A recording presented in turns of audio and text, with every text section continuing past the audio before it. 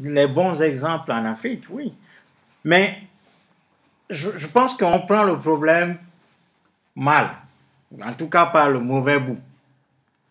Parce que l'Afrique ne se refera pas sur le modèle occidental, sur le modèle de la démocratie à l'occidental. C'est le mimétisme constitutionnel et tout ce que les Africains ont fait jusqu'ici, en tout cas ceux qui ont exercé le pouvoir à partir des conférences, ce que François appelait tout à l'heure les conférences nationales, avec les tests qui sont copiés sur le modèle de la Constitution française ou je ne sais quoi. Tout ça, les Africains doivent apprendre à sortir de ça.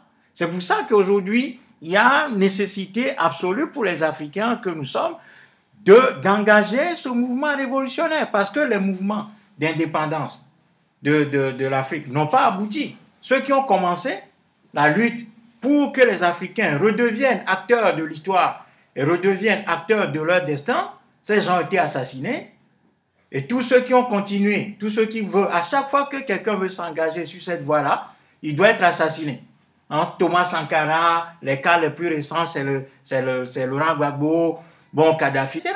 Le cas Mugabe, c'est aussi un exemple, même si, ce qu'on peut reprocher à Mugabe, c'est de n'avoir pas été, je ne sais pas quelles sont les contingences qui ont agi sur lui, mais de n'avoir pas été capable de passer le témoin, d'avoir formé une génération qui soit capable de continuer ce que Mugabe a fait en termes de combat pour le Zimbabwe et pour l'Afrique d'une manière générale. C'est pour ça d'ailleurs que même si on peut parler de la corruption d'Afrique du Sud ou de tout ça, les Sud-Africains n'ont pas perdu la mémoire parce que le Zimbabwe avait beaucoup aidé la lutte des Noirs contre l'apartheid en Afrique du Sud. Donc, je pense qu'aujourd'hui, notre génération, elle doit assumer l'histoire telle qu'elle est. C'est-à-dire que la situation de l'Afrique d'une manière générale, quel que soit on peut parler des élections, les fausses électorales, ça c'est l'écume des choses.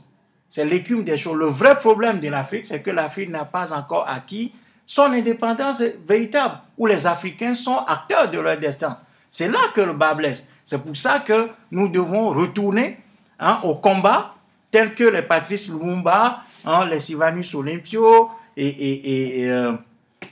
même les Mao Mao du Kenya, tout ça, ces mouvements, les Amilcar Cabral, on doit redécouvrir tout ça pour continuer avec, bien sûr, en modernisant le combat, en tenant compte de la configuration géopolitique actuelle et tout ça, les nouvelles technologies et tout ça, pour pouvoir continuer le combat, pour émanciper véritablement l'Afrique, de sorte à ce que les Africains deviennent l'institution qui confère le pouvoir et qui le retire au moment où ils jugent que ceux qui l'exercent, en tout cas, ne l'exercent pas en sa faveur.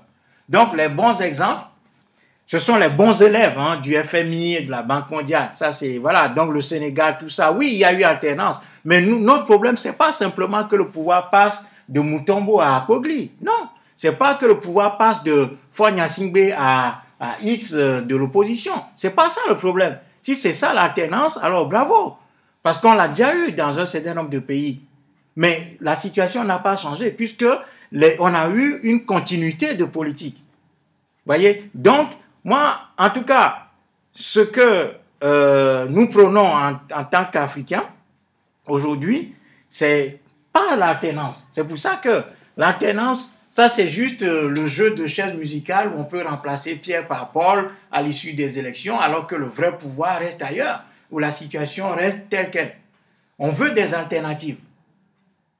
Voilà, on veut des alternatives. Et là, je pense que la génération que nous représentons et celle qui vient, elle est extrêmement radicale, même s'il y a encore beaucoup d'aliénation et tout ça, où les gens ne comprennent pas forcément la politique internationale. Il y a beaucoup de choses qui échappent, mais les gens commencent pas à découvrir les Cheikh Anta Diop, les petites conférences que nous faisons ici, ne les minimisons pas, parce que ça a de l'impact. Et les gens commencent pas à se réveiller. Si on me disait, il y a encore 2-3 ans en arrière, que les Togolais, en tout cas au Togo aujourd'hui, on est une génération panafricaniste qui se réclame, qui ne pense plus spécifiquement togolais, qui pense Afrique, où vous suivez les débats, les gens parlent Afrique, mais c'est une révolution. Donc je pense que c'est ça qu'on doit encourager au lieu de vanter les quelques alternances qu'il y a eu par exemple au Sénégal, au Bénin, au Ghana, où il y a un léger mieux, mais que la situation fondamentalement n'a pas changé, où les Africains sont toujours, ne jouent pas un rôle fondamental dans la définition à la fois des politiques économiques, monétaires, internationales et tout ce qu'on veut. Donc, moi, je ne souscris pas du tout à ces bons exemples-là. Les bons exemples viendront à partir du moment où les Africains seront capables de reprendre la maîtrise physique de leur espace et de réorienter cet espace reconquis vers la satisfaction de leurs besoins, puisque l'économie africaine, malgré tout, elle est restée coloniale. On continue de nourrir les pays occidentaux de nos matières premières et eux, ils continuent d'importer les produits finis en Afrique. Donc, la situation coloniale, elle continue clairement et nettement. Donc, c'est ça qu'il faut changer. Et pour changer ça, je ne vois pas d'autre méthode que de mobiliser le peuple ou les populations de sorte à ce qu'elles deviennent acteurs ou actrices du changement. Et ça, à mon avis, ça s'appelle tout simplement révolution. Que ça soit possible aujourd'hui ou pas, je pense que c'est la voie, c'est cette voie-là seule qui reste.